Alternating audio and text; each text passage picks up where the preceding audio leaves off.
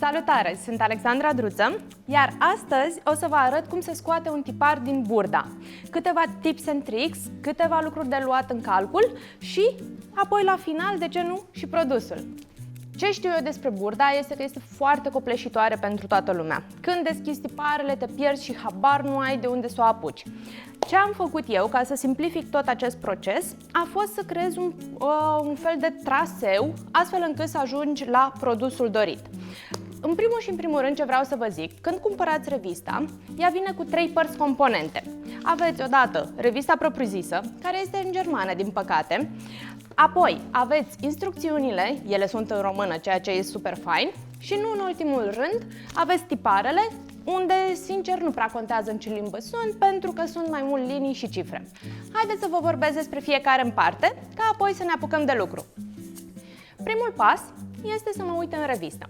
Vreau să vă zic câteva lucruri generale în primul rând. De obicei aveți cam 70% din produsele de aici o să fie pentru mărimi standard, 36, 44. Aveți câteva produse pentru mărimi plus size, câteva pentru copii și foarte, foarte rar găsiți produse pentru bărbați. Odată ce ți le-ai ales, o să vezi următoarele informații.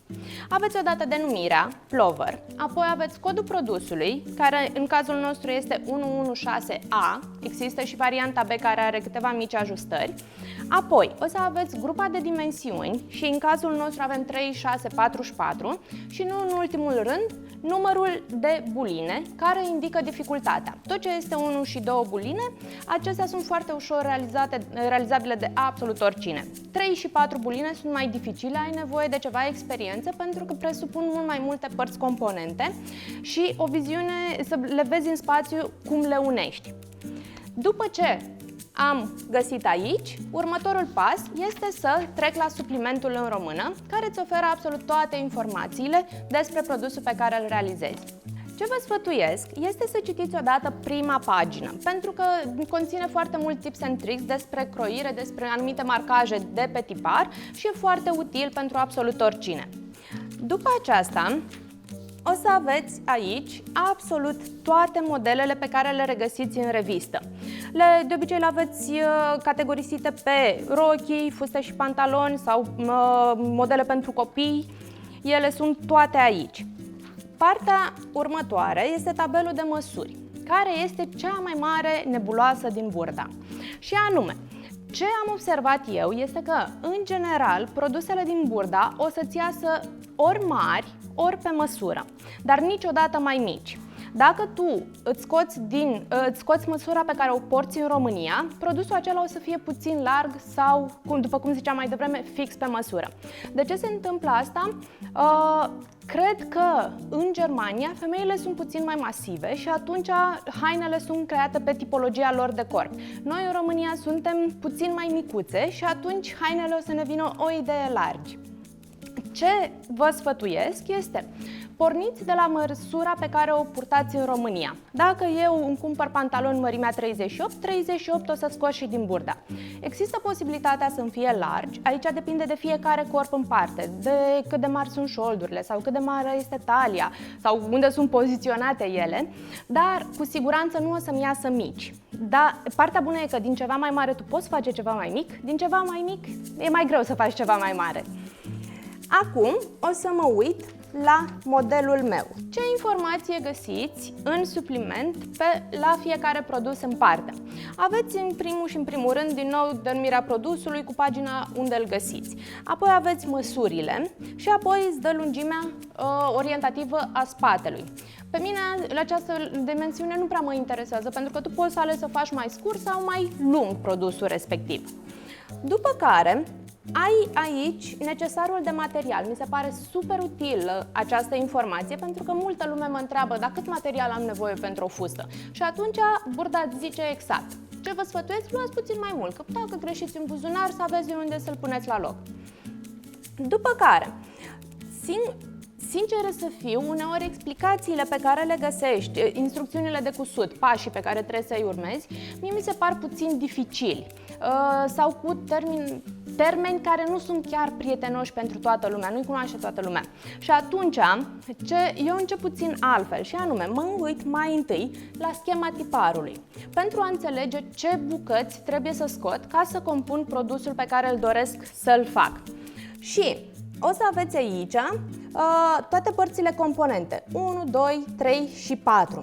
Dacă vă uitați în dreptul secțiunii unde scrie croirea, o să găsiți acolo fiecare bucată ce înseamnă. 1. Este partea feței cu guler croit solidar și dublură la îndoitura materialului. Partea 2. Partea spatelui cu guler croit și dublură la îndoitura materialului. Astfel încât eu înțeleg părțile componente. Încă o chestie faină pe care o aveți, materialele recomandate. Cam ce tip de material ar merge cu acest produs. Ei bine, eu cred că de multe ori poți să ieși din aceste reguli și să faci să fii creativă. De exemplu, eu mi-am scos un hanorac și l-am făcut din mătase și a ieșit o bluză elegantă foarte frumoasă. Ce drept nu i-am mai pus gluga, dar în rest avea un efect foarte fain materialul folosit pe un tipar de hanorac. Următorul pas va fi să găsim tiparul nostru pe harta cu toate tiparele. Ce am nevoie în primul și în primul rând să aflu este pe ce coală voi lucra eu. Să știți că toate piesele componente ale unui produs se află pe o singură coală. Nu o să ai mâneca pe coala A și corpul pe coala B. Toate o să fie pe aceeași coală. Și îmi zice aici, tipar albastru, coala B. Ce voi face acum? Voi desface tot tiparul ăsta. Este destul de mare, să știți. Ce vă sfătuiesc este separați colile, pentru că este mult mai ușor să lucrezi pe o coală mai mică decât pe o coală mai mare și încape și pe o masă normală. Mereu când mă apuc de lucru, eu lucrez cu ambele, odată instrucțiunile și odată coala tiparului pe care am produsul. Vreau să vă zic ceva legat de măsuri. Întotdeauna aveți 5 măsuri. În cazul nostru avem 36, 38, 40, 42, 44. Cum îți ții minte linia care vine pentru măsura ta? Eu, de exemplu, sunt mărimea 38. Asta înseamnă că este a doua mărime de la interior, pentru că pe măsură ce cresc dimensiunile, mărimile, atunci modelul se lățește. Nu e nevoie să ții minte punctulețe, steluțe, liniuțe, ci pur și simplu a doua mărime de la interior, sau dacă sunt 42, să zicem, a doua linie de la exterior. Tot timpul încadrați-vă în jur de aceste 5 linii pe care voi le aveți pe orice tipar. Acum, îmi zice tipar albastru pe coala B. Pe absolut orice coală voi aveți 4 culori. Aveți odată albastru și roșu, verde și negru. Nouă ne-am zis că este tiparul albastru. În secunda respectivă nu mai mă interesează nicio altă culoare. Automat, tot tiparul meu va fi de culoare albastră. Apoi, am părțile de la 1 la 4. Și cum îți găsești efectiv modelul tău? Dacă mi-a zis 1, îmi găsesc cifra aici pe rândul de sus și când am găsit 1, dacă vin perpendicular pe ea, voi da de tiparul meu. Cifra întotdeauna se află amplasată pe linia de care aparține. Nu există posibilitatea 1 de aici albastru să fie pentru linia asta de aici albastră. Cifra stă așezată fix pe tiparul tău. Cum scoatem tiparele? Pe ce le scoatem? Sincer, eu le scot pe folie de solar, pentru că multă lume spune că e utilă foaia de copt sau foaia aceea transparentă, dar cum se comportă în bucătărie, se comportă și la croit. Se rupe, se mototolește, nu poți să o folosești de prea multe ori. Dacă folosești plastic, cum este acesta, tu poți să-l refolosești, poți să scrii pe el o tonă de informații necesare, pașii de coasere, să zicem, și rezistă foarte bine în timp. Și am ales unul care să fie transparent, n-aș alege culoarea neagră, să zicem, și mă apuc de scos tiparul. Ce trebuie să vă asigurați? Că plasticul cuprinde întreg tiparul vostru, să nu rămâneți cu o bucată neacoperită de plastic. Și ca să nu fugă, este indicat să le prindeți în bolduri. Și nu în ultimul rând, vreau să vă arăt cum se pune tiparul pe material. Apropo, tot ce vine din burda, să știți că nu conține centimetru de cusut. Deci, voi trebuie să-l lăsați și astfel să aveți grijă peste tot în jurul tiparului să aveți 1 centimetru.